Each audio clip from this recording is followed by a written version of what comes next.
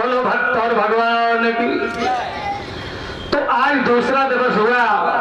संतलाल प्रांगण में पत्नी को लेकर जैसी प्रांगण में पहुंचे हैं कथा सुनने के लिए, तो संतलाल का आना हो गया और व्यास जी का कहना हो गया। व्यास जी कहने लगे, अरे जिन हर कथा सुनी नहीं काना,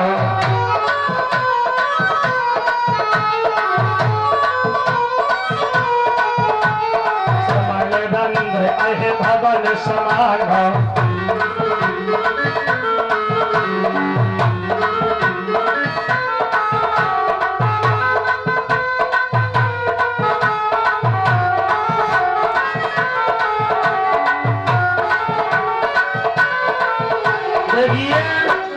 कल आया तब काना। इसका मतलब पूर्ण विश्वास हो गया कि व्यास जी मुझको दूर से देखते ही आते ही समाज में काना कह देते। आरती लेकर घर आई, पत्नी को बुलाया, कहा देवी जी कल से न तो तुम जाओगी कथा सुनने और न मैं जाऊंगा। क्यों? कहा जब मैं जाता हूँ कथा प्रांगण में तो व्यास जी समाज में मुझसे काना कहते हैं, मुझे बुरा लगता है। देवी जी बोली, प्रभु आज कथा का तीसरा दिवस है, आप चलिएगा। अगर महाराज जी कहेंगे तो देखकर सुन जाएगा। चलिए। नहीं मानी, पत्नी के साथ संतलाल चल पड़े।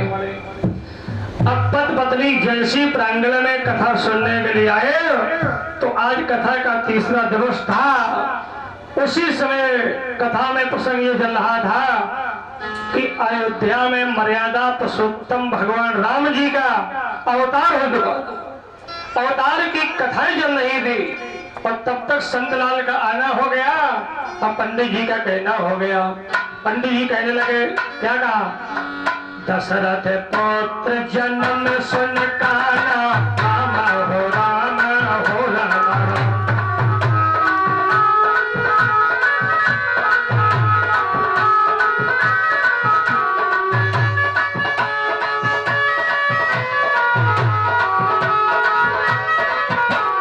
दशरथ पुत्र जन्म सुन काना, मानव ब्रह्मानंद समारो।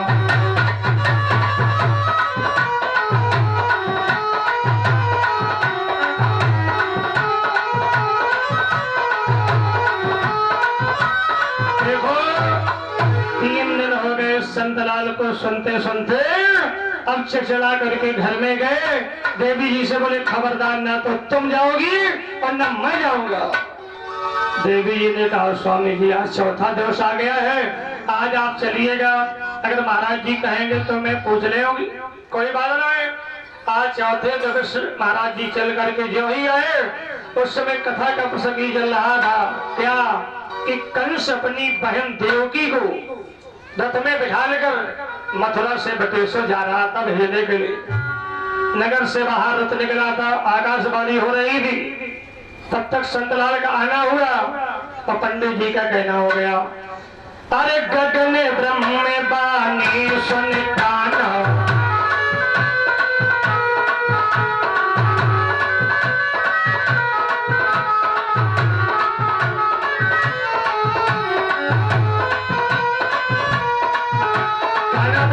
चौपाई है पूरी रामायण में घूमे हो। मंदोदरी बचन सुन काना,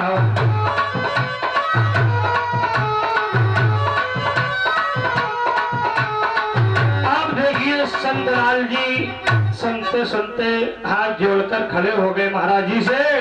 बोले, महाराज एक बार हो, दो बार हो, तीन बार हो, क्या पूछना चाहते हो? बोले, जब मैं कथा सुनने आता हूँ तो मेरी आंख को देखकर आप समाज में काना कर देते हो। पंडित जैसे लगे, बोले, बिन पग चले सुने बिन काना,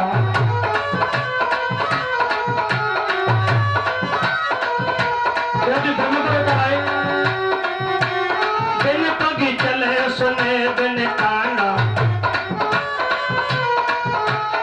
अरे बिन कर्म करे बिन काना, सकल रस भोगी जग बानी बत्ता कर जोगी।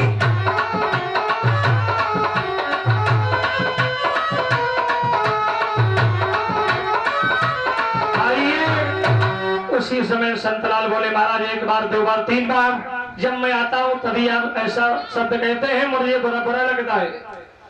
व्यास जी बोले भैया आपको देखकर मैंने एक दिन भी नहीं कहा, पहले दिन की कथा थी कि गोरे हर निंदा सुनही जे काना,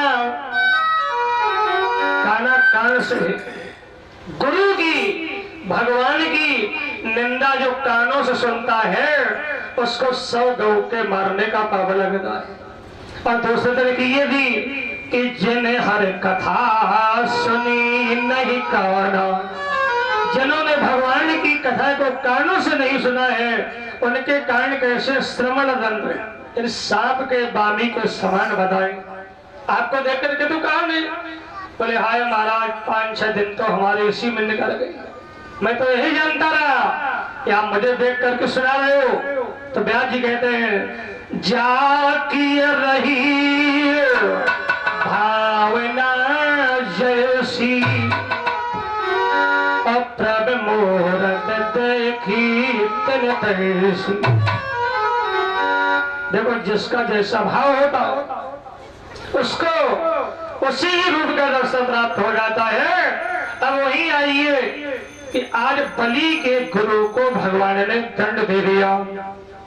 अब 3 पग बलि ने भगवान को संकल्प दे दिया। अब बामन भगवान से बलि बोले महाराज बढ़ाओ चढ़ नाप लो।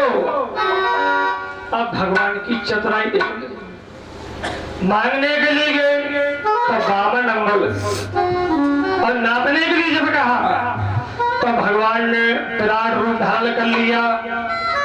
अब प्रथम चरण ब्रह्मलोक में गया, ब्रह्मा जी ने जल रजत होकर के कमंडल पर रख लिया। दूसरे चरण में 7 लोग नीचे के नाम ली, तो अतल वितल सुतल तलातल सातल महातल लास्ट में पाताल। 2 चरणों में भगवान ने सब कुछ नाप लिया बलि से। एक चरण बाकी रह गया, बोले राजन दीजी। अब बलि सोचा हमारे पास बचा गया, भले इनकार कर दीजिए। भले इनकार तो कर नहीं सकता हो तो न पाइए। तो बलि बोलता न है। तो भगवान ने बलि को रस्सी से बांध करके रथ में जकड़ दिया। अब बलि रथ में बैठा है बना हुआ। विंध्यावली आई, विंध्यावली से भगवान ने कहा देखो विंध्यावली तुमने और तेरे पति ने 3 पग मुझे दान दिया है, 1 पग अधूरा है सो पति से दिलाओ।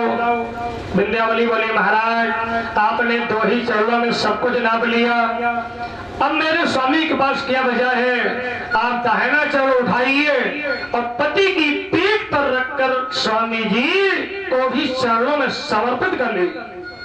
भगवान बोले धन्य माता विंध्यावली, अरे आज तो तेने अपने पति को भी हमारे चरणों में समर्पित कर दिया। बोलो गोविंद भगवान की जय। और तब तक आए गए प्रहलाद जी। कल कथा सुनी थी प्रहलाद, देखो कल मैंने आपको बताया था कि कश्यप जी के घर में 2 थी स्त्रियां, एक का नाम था दिति और दूसरी का नाम था अदिति। दिति के द्वारा हिरण्याक्ष और हिरण्यकश्यप का जन्म हुआ था और हिरण्याकश्यप के बेटा भाई श्याम, कर्णगण, अहलाद, सहलाद, उत्लाद और सबसे छोटे भाई प्रहलाद और प्रहलाद के बेटा भाई बैरोचन और बैरोचन के भाई बलि और बलि के भाई बाणासुर।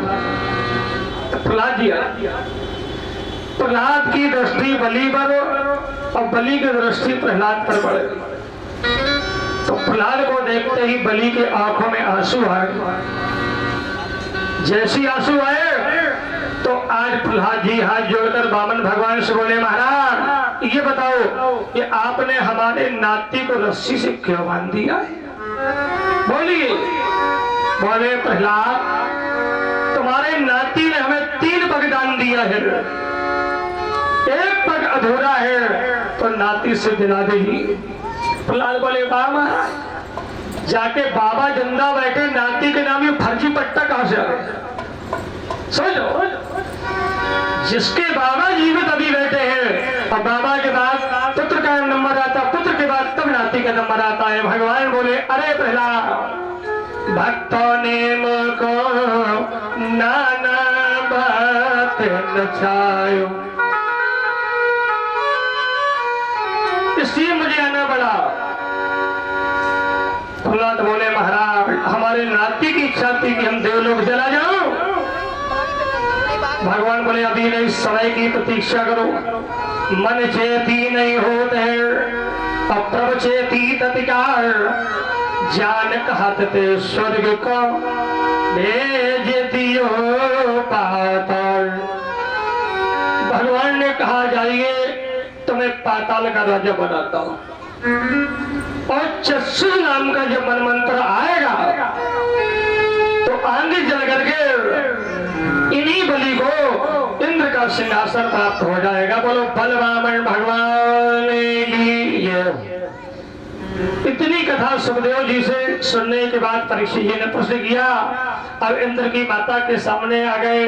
भगवान बोले लो मैया तुम्हारे बेटे का राज्य स्थापित हो गया, कब तक रहेगा? बोले चक्षु मनवंतर के आने पर इन्हीं बलि को इंद्र का सिंहासन प्राप्त हो जाएगा। बोलो बलवामन भगवान की जय। अब सोचिए कि भगवान ने बलि को बांधा था या भक्त ने भगवान को बांध लिया? देखिए भगवान ने भक्त को नहीं बांध पाया और भक्त ने भगवान को बांध लिया। क्यों? परमात्मा तो भाग रोके। कल मैंने बताया भी था, आरे प्रबल प्रेम के पाले पल के अप्रभ को नियम बदलते देखा, और हर कामाने तले ही तले, पर भक्त कमान न टलते देखा। रानी की जय, महारानी की जय, राधा रानी की जय, महारानी की जय, राधा रानी की जय, महारानी की जय, महारानी की जय, महारानी की जय, महारानी की जय, महारानी की जय। बोलो बरसाने वाली की जय जय, बोलो बरसाने वाली की जय जय जय, बोलो बरसाने वाली की जय जय जय, बोलो बरसाने वाली की जय जय जय। बोलिए भक्त भगवान की जय। अब गंगा के घाट पर परीक्षित जी बैठे हुए सुखदेव मुनि से प्रश्न कर रहे। बोले महाराज आज मुझे आप सूर्यवंशी राजाओं की पावन कथा सुनाने की क्रम को मर्यादा पुरुषोत्तम कहा गया। आज सूर्यवंशियों की कथा है। सूर्यवंशी रामचंद्र वंशी घनश्याम। कल जाएंगे यदुवंशियों की ओर, तो कल चंद्रवंशियों का चक्र है, आज रघुवंशियों का है। बोले आज सूर्यवंशियों में राम का कैसे पदार्पण हुआ और कैसे राम मर्यादा पुरुषोत्तम कहलाए। देखिए नवम स्कंद में भागवत के 10वें अध्याय में पहला श्लोक है। क्या है? सुनो। खटवांग दीर्घ बाहुष्य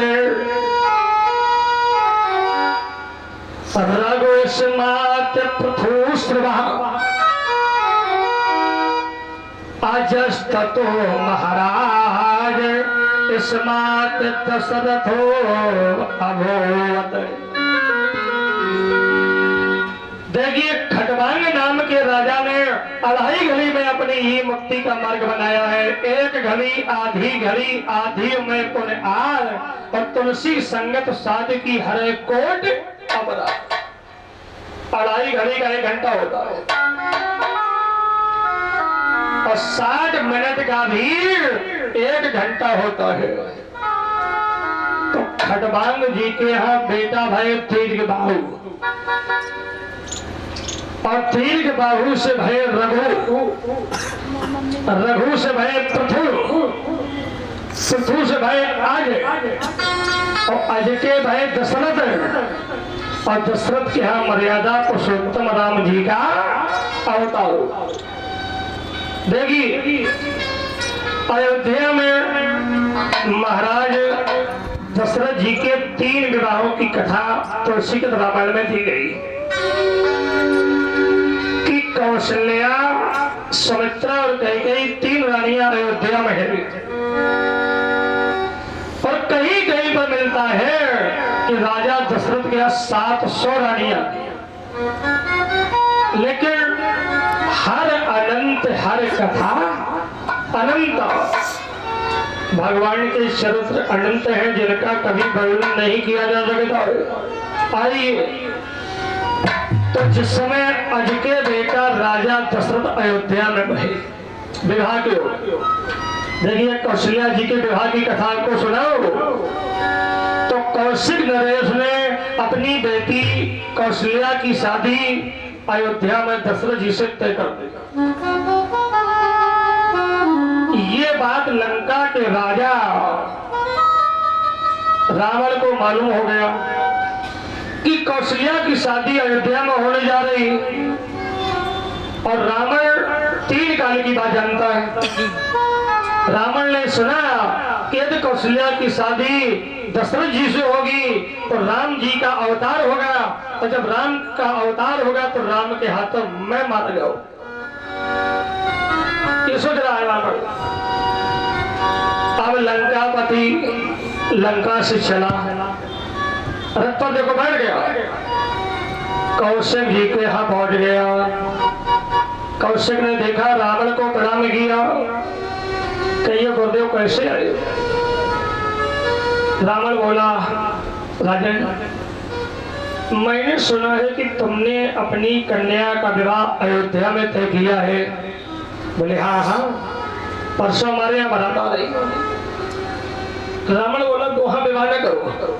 बोले फिर किसी राजाओं में या किसी देवताओं में अन्य जगह विवाह कर दीजिए, लेकिन कौशल्या की शादी दशरथ से न करो। जब रावण ने ये कहा तो कौशल की हाथ जोड़कर खड़े हो गए। बोले ब्राह्मण देवता, अगर आप मुझे पहले बता देते तब तो मैं स्वीकार करता। परसों मेरे यहाँ बारात आने वाली है, सारी तैयारियां हो चुकी है, अब तो कन्या अयोध्या ही जाएगी। वहीं से रावण निराश होकर लंका लौट गया। रात में नींद नहीं आई, सोचता है कि दशरथ से विवाह होगा कौशल्या का तो राम जी आएंगे, और जब राम जी आएंगे तो राम के हाथों मैं मारा जाऊं। ये सोच रहा है। अब ये रावण लंका से चला, रथ में बैठ गया, कौशिक जी के हाथ फिर आया। इधर मैया कौशल्या सखियों के साथ हंस रूपी जाल में चलती हुई देवी के मंदिर पर पूजा करने के लिए जा रही। देवी के मंदिर पर पूजा करने के लिए जब आई मैया, आज कौशल्या ने भवानी को पूजन किया, वरदान पाया और मंदिर से बाहर निकली, परिक्रमा करने लगी। उसी समय लंकापति रावण आया, मंदिर के समीप रथ रोका और सखियों के बीच से कौशल्या का हाथ पकड़ा और रथ में बिठा करके रावण ने कौशल्या जी का हरण कर लिया। समुद्र को पार कर रहा है, उसी विमान पर एक पिटारी रावण रखे था। कौशल्या को पिटारी में बंद किया, ताला लगाया और मैं पिटारी को उसने समुद्र में बहा दिया। सोचना, अब रावण सोचता है कि जब कौशल्या ही नहीं रहेंगी तो देखे राम जी कहां से आ जाए। लंका पहुंच गया रावण। इधर कन्या के अपहरण की सूचना राजा कौशिक को मिल गई। गुप्तचर मंत्रीगण भेजे गए ढूंढने के लिए। कन्या का कोई पता ठिकाना नहीं। इधर राजा आज जो है अपने पुत्र दशरथ को बिठाने के लिए धूमधाम से बारात लेकर के अयोध्या से कौशिक जी के यहाँ पहुंच गए। अब बारात पड़ी जन्माशय में, और कन्या को पता नहीं। समझ लेना, राजा महाराजाओं की बारात बड़े शर्म की बात, खाली बारात लौटते जाएगी। क्या करे क्या न करे। उसी समय कौशिक जी के यहाँ देखो, पहले राजा महाराजाओं के यहाँ रहती थी बांदिया। बांदी को बुलाया, कहा देखो बांदी, मेरी कन्या का पता ना है, दरवाजे पर अयोध्या से बारात आ चुकी है और तुम्हारी एक कन्या है, तो तुम्हें कहीं न कहीं कन्यादान करना पड़ेगा। कहो तो तुम्हारी ही बेटी की शादी महाराज दशरथ के साथ मैं कर दूं, जिससे खाली बारात लौटने न पड़े। उसने कहा राजन,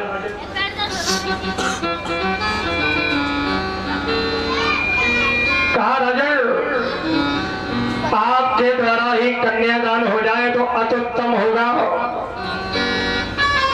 अब देखो, जो दान दहेज कौशल्या को दे रहे थे, वही बांधी की बेटी सुमित्रा जी का विवाह कौशिक जी ने महाराज दशरथ जी से कर दिया।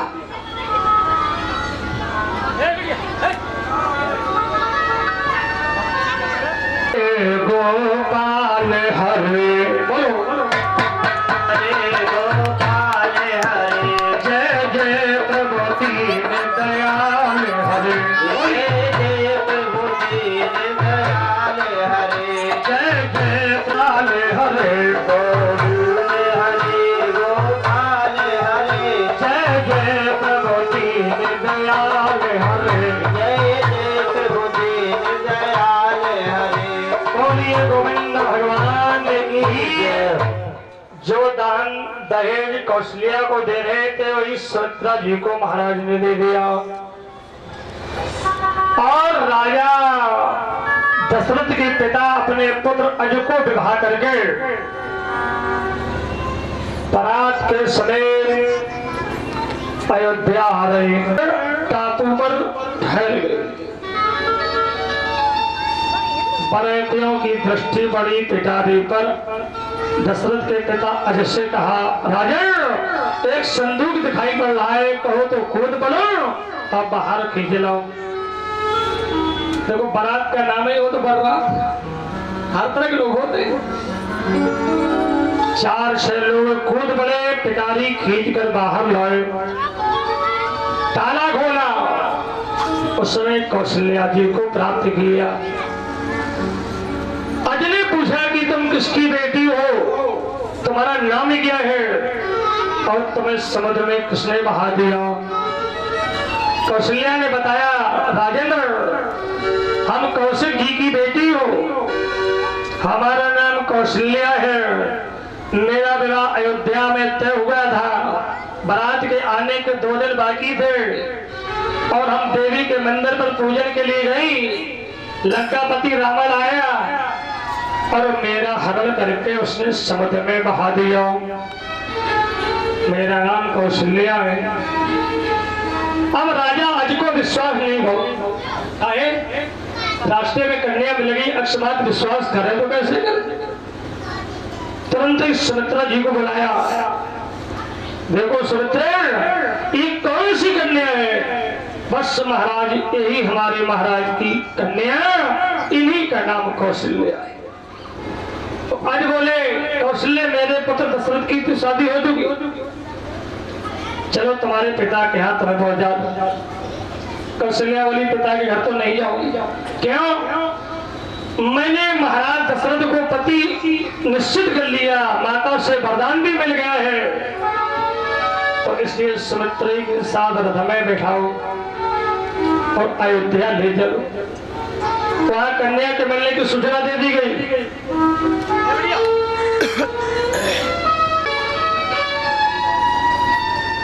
उधर कन्या के मिलने की सूचना दे दी गई।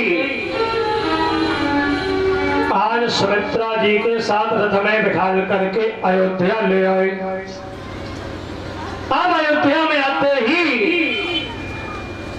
कौशल्या जी का विवाह दशरथ जी के साथ में गंधर्व विवाह कर दिया गया। अब दो रानियां हैं, कौशल्या और सुमित्रा।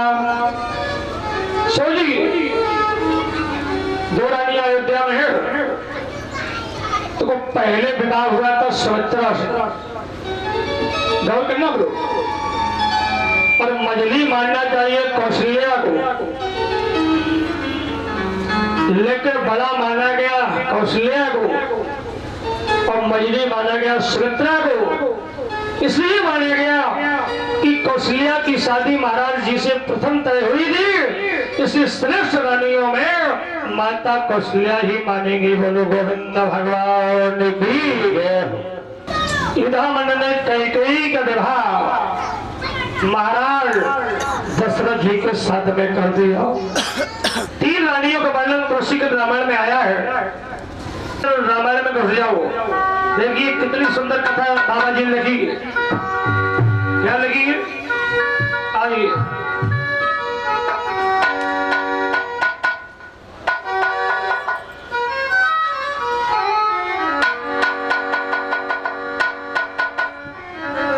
गोस्वामी जी कथा लिखने जा रहे हैं। क्या लिखा है? एक बार भूपत मन माही,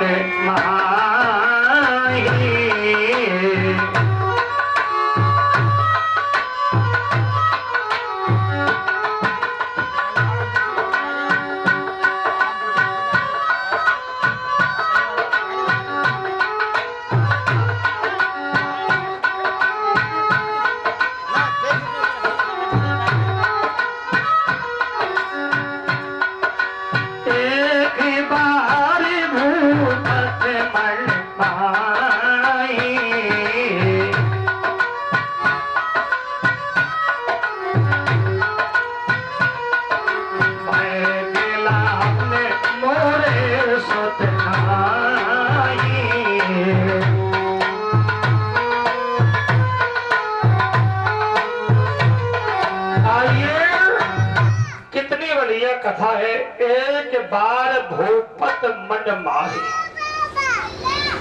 और भय गिलान मोरे सुत नाही। इतने लोग सभी बैठे हैं। एक बार कर कल कर पीड़ा,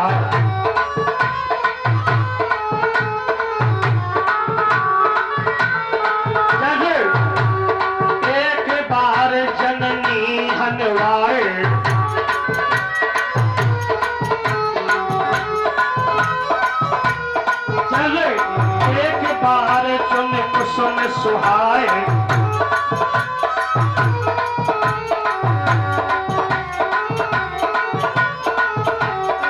एक बार भूपत मन माही, भय गिलान मोरे सुत नाही, भय गिलान मोरे।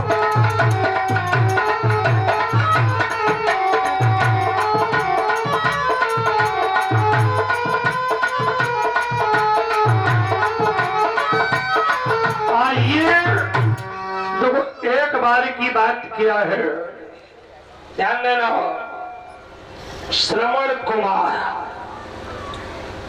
जिनके माता पिता आंखों से अंधे थे, अंधांधी तो सभी लोग जानते, कहीं कहीं लोग पूछने लगते कि महाराज जी के पिता माता का नाम क्या था। श्रवण के पिताजी का नाम है शांतन, माता का नाम था ज्ञानवती और दूसरा नाम श्रेया है। माँ के दो नाम। अंधे माता पिता ने श्रवण को बुलाया, बोले लाला हमारी इच्छा ये है कि मुझे कांधे पर बिठाकर तुम तीर्थ यात्रा करा दो। श्रवण ने डोली तैयार कर ली। हर क्षेत्रम कुरुक्षेत्रम श्रीरंगम सेतु बंधनम, फैजाबाद से 60 किलोमीटर पड़ता है अकबरपुर। अब तो महामाया नगर डिस्ट्रिक्ट बन गया, अकबरपुर डिस्ट्रिक्ट हो गया, पहले फैजाबाद रहता। वहां टॉन्स नाम की नदी बह रही है, समल का वहीं बद हुआ। आज भी समल क्षेत्र का मेला लगता है, वहां श्रवण आए। डोली नदी के किनारे रख दी।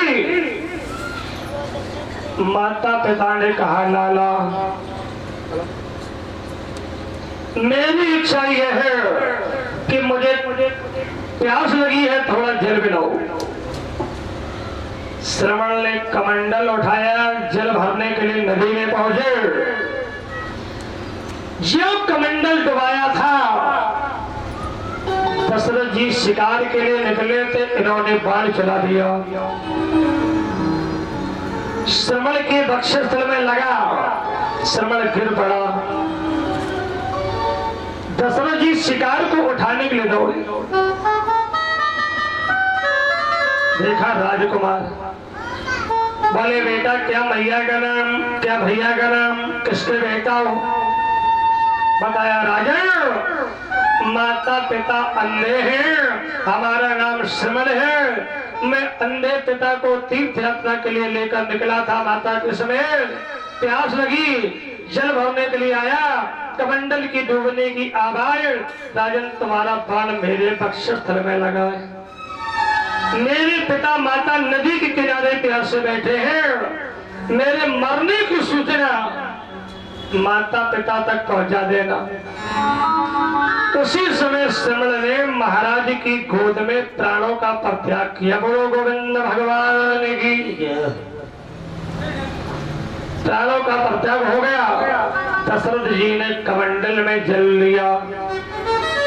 खटपट की आवाज करते हुए पहुंचे। अंधे पिता ने कहा लाला, अरे श्रवण श्रवण श्रवण। दशरथ जी बोले चक्रवर्ती सम्राट खड़े, राजा आपने कैसा कष्ट किया? बोले पहले जल पीजिएगा फिर बताओ। बोले मैं किसी के हाथों में जल नहीं पीता हूँ, लाला आएगा तभी जल पीऊंगा। बता दिया कि तुम्हारा बेटा मेरे बाण का घातक हो गया। जो अंधी ने सुना, छाती में घूसा मारा, पृथ्वी पर सिर पटक दिया। बोले जाओ राजन, मेरा ऐसा पुत्र होना संसार में दुर्लभ है और तुम्हारे बाण से लाला मरा। ये अंधा तड़प करके प्यासा है, प्राण छोड़ने जा रहा है, लेकिन मैं तुम्हें श्राप देता हूँ कि जिस समय देखिए जिस तरह मैं पुत्र के वियोग में अपने प्राणों का परित्याग कर रहा हूँ, इसी तरह दशरथ तुम भी किसी दिन पुत्र के वियोग में अपने प्राणों का परित्याग अयोध्या में करो। श्राप दे दिया। तो किसी को श्राप लगता है तो दुख होना चाहिए। दशरथ जी को बड़ी भारी प्रसन्नता हुई। जिस समय सुना कि आज मैं पुत्र के वियोग में मर रहा हूं, इसी तरह तुम भी किसी दिन पुत्र के वियोग में मरोगे, तो इसका मतलब यह है कि हमारे घर में पुत्र होगा। बड़ी भारी प्रसन्नता। पिताजी श्रवण के मर गए। अब माता अकेली रह गई, पति की लोथ लिए नदी के किनारे बैठी है। बोले राजा तुम्हारे बाण से लाला मरा और लाला के कारण मेरे स्वामी का देहावसान हुआ। मैं भी अपने प्राण त्यागने जा रही हूँ, लेकिन याद रख लो आज मेरे स्वामी का दाह क्रिया संस्कार करने वाला कोई नहीं दिखाई पड़ रहा है। जिस समय अयोध्या में तुम्हारा मरण होगा तो 4 राजकुमारों के बीच में एक ही राजकुमार उपस्थित। ये माता ने श्राप दे दिया। मां मर गई। तो वही बात गोस्वामी जी लिख रहे हैं कि एक बार भूपत मन माही अभय गिलान मोरे सतनाही। एक तो गिलानी का कारण ये रहा, दूसरा कारण और है और कोई गीधराज जटायु की बात। देखो दशरथ जी और गीधराज जटायु दोनों मित्र थे। एक बार जटायु ने दशरथ से वचन मांगा था कि राजन मुझे वचन दे दीजिए। बोले मांग लो। कहा मुझे ये वचन दे दो कि तुम्हारा जो ज्येष्ठ बेटा हो उसी के हाथों मेरा दाही क्रिया संस्कार किया जाएगा। तो दशरथ ने जटायु को वचन दे दिया। अब दशरथ जी सोच रहे हैं कि हमारे घर में 3 रानियां, कौशल्या, सुमित्रा और कैकेयी, और बहुत समय व्यतीत हो गया और 3 रानियों पर कोई संतान नहीं है।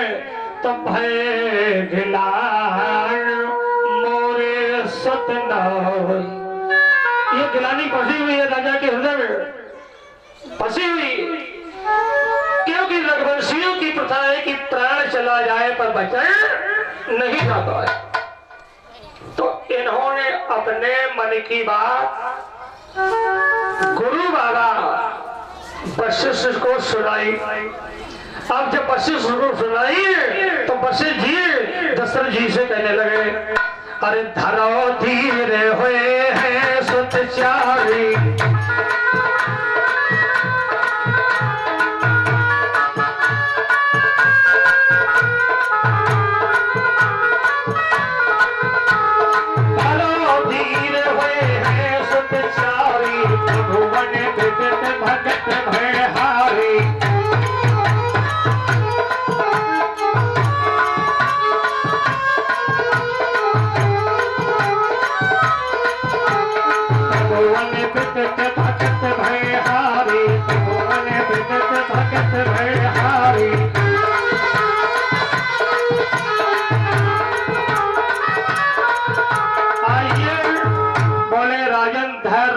एक नहीं, 2 नहीं, 3 नहीं, बोले फिर होए हैं सतचारी। आपके यहाँ 4 राजकुमारों का जन्म होगा, लेकिन होगा कैसे? बोले पहले अयोध्या नाम की नगरी में पुत्रेशी यज्ञ कराओ। वशिष्ठ जी ने जब कहा तो राजा ने कहा, गुरुदेव मुहूर्त निकाली, मुहूर्त निकाला, तैयारियां आरंभ हो गई। अब वशिष्ठ जी के द्वारा यज्ञ करवाने के लिए दशरथ जी के यहाँ कौन आए, किसको बुलवाया यज्ञाचार के पद पर नियुक्त करने के लिए?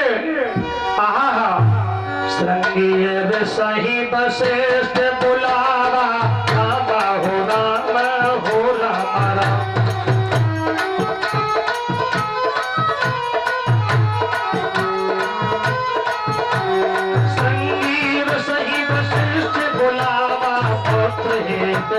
जग करावा।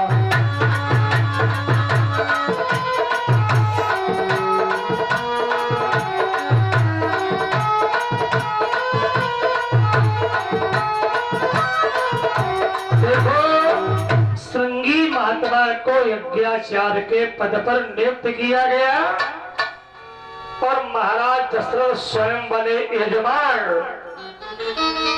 अयोध्या में यज्ञ आरंभ हुआ,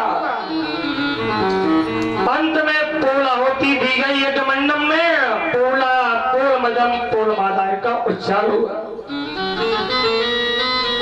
यज्ञ भगवान ने प्रकट होकर हबीबी महाराज दशरथ को ब्राह्मणों ने प्रसाद दे दिया। बोले राजेंद्र महलों में ले आइए और 3 रानियों में इसको बांट दीजिए। अब महाराज प्रसाद लेकर महलों में आए, 3 को बुलाया, बांटने लगे। अरे दे भागे को बांटने लगे, कैसे बांटा है? अरे दे भागे कौशल्य ही दीना, तो भय भाग्य आधार कर दीना।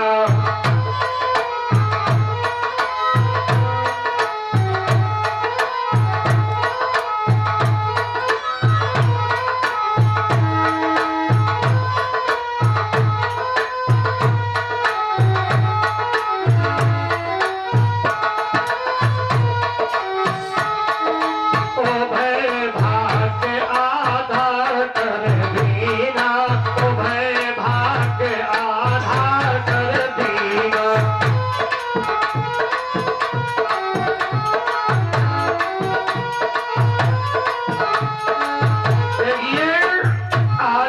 भाग तो माता कौशल्या जी को दिया, 1/4 सुमित्रा को दिया, पुनः आधा फिर गया कैकेयी को, और शेष बचा हुआ भाग माता जी कौशल्या को दे दिया, तीनों में बांट दिया। अब युग कौन है? त्रेता का। मैया कौशल्या की गर्भ में वायु रूप प्रकोप के द्वारा अंश भेजा, जिसके कारण मैया का मुखारबिंद सूर्यमंडल के समान चमक रहा है। देवता लोग गर्भ की वंदना करते, जा दिनते हर गर्भ आए, गर्भ की वंदना हो रही है और सकल लोग तीनों लोगों में आनंद होने जा रहा है। भगवान के अवतार का समय बिल्कुल नजदीक आ गया। अब ध्यान देना, त्रेता में राम बड़े बनकर आए, घनश्याम द्वापर में छोटे बनकर आए। कौन सी घड़ी, कौन सी मिति, कौन सा योग, कौन सा बार और कौन सा चरण और कौन सा भगवान ने नक्षत्र लिया, आज बड़े बनकर आ रहे। सूर्यवंशियों में राम और चंद्रवंशियों में श्याम। देखो आज भगवान ने चैत का महीना लिया, शुक्ल पक्ष लिया है, नवमी तिथि ली है, अभिजित नाम का नक्षत्र लिया है। नवमी तिथि मदमास पुनीता, शुक्ल पक्ष अभिजित हरि प्रीता, यानी हरि को प्रिय लगने वाला परमात्मा ने समय रखा।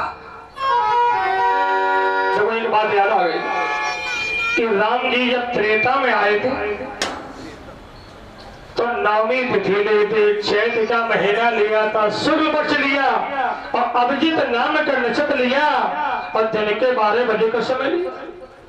गौर करना ब्रो। और घनश्याम ने अष्टमी ली थी और पक्ष कृष्ण कर दिया। तो राम ने नवमी क्यों ही ली? इसमें विशेषता है, एकादशी, द्वादशी, त्रयोदशी, अमावस्या, पूर्णिमा कोई भी ले ले। राम जी ने नवमी तिथि इसलिए ली कि नौ का अंक जो है सदैव पूर्ण होता है।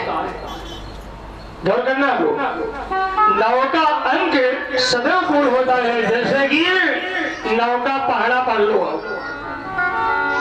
कि 9 1 का 9 और 9 दूनी 18, 8 और 1 मिला दो कितना हुआ?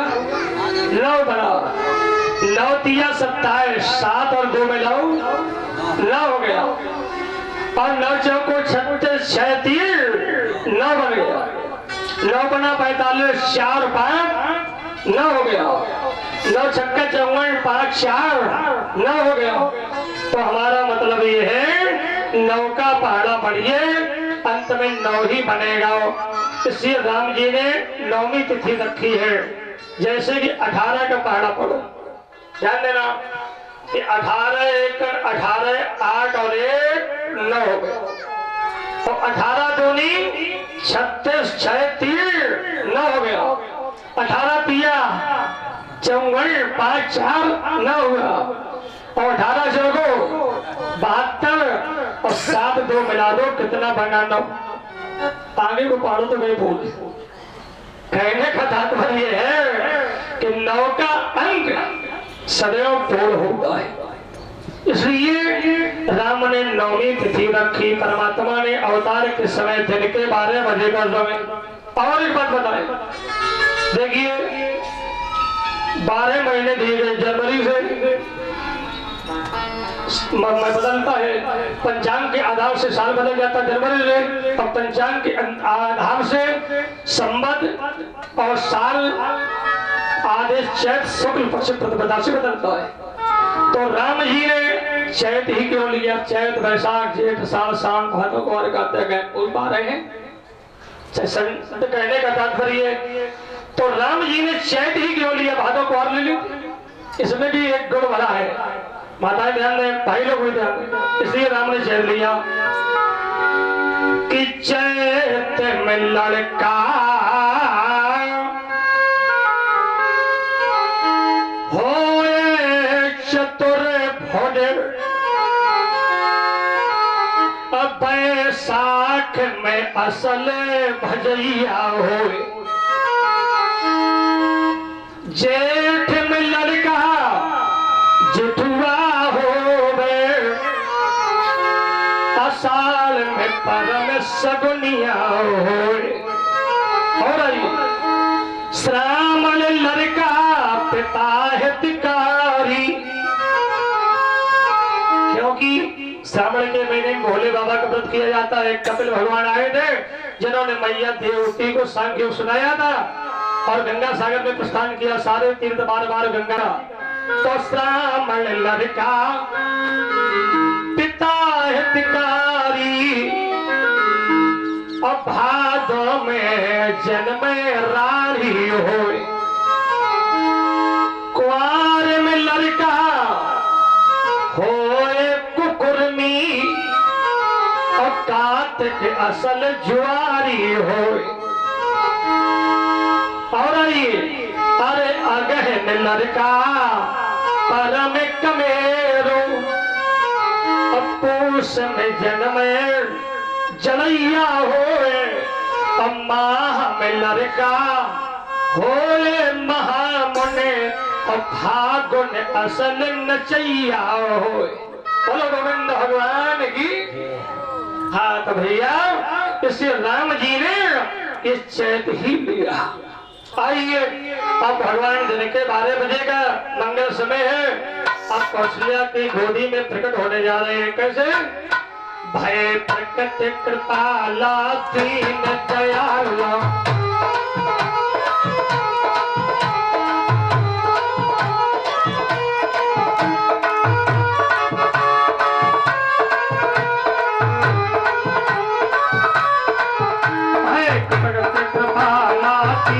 दयाला कौशल्या हितकारी,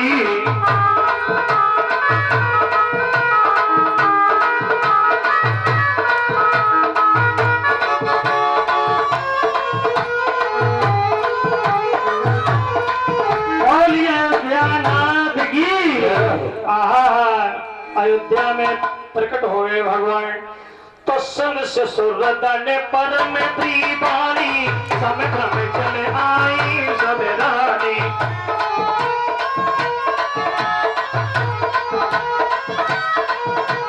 दशरथ पुत्र जन्म सुन काना, मानव ब्रह्मानंद समानो,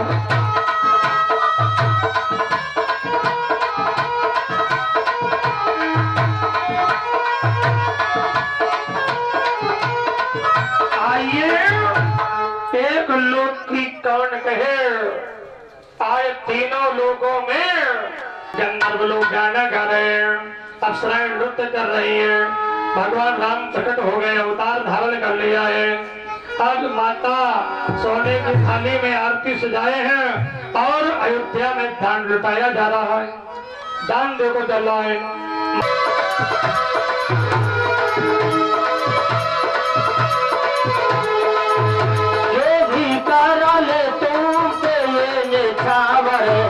दे दो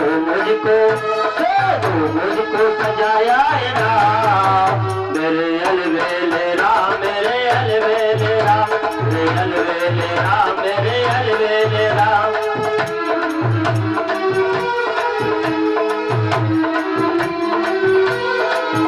तेरी मर्जी का, तेरी मर्जी का, तेरी मर्जी का मैं हो गुलाम, मेरे अलवेले राम, मेरे अलवेले राम, अलवेले राम, मेरे अलवेले राम।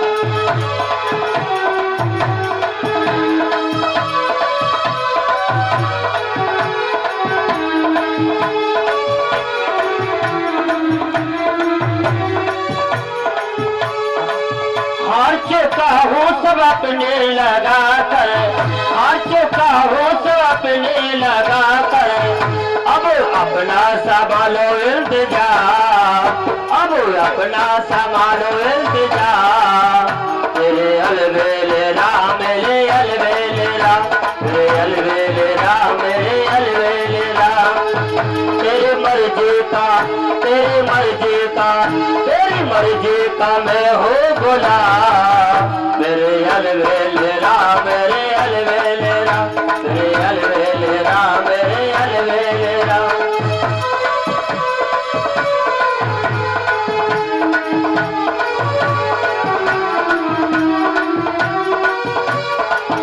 तेरी मर्जी का मैं हो गुलाम, तेरी मर्जी का मैं हो गुलाम। मेरे अलवेलेरा, मेरे अलवेलेरा, मेरे अलवेलेरा, मेरे अलवेलेरा।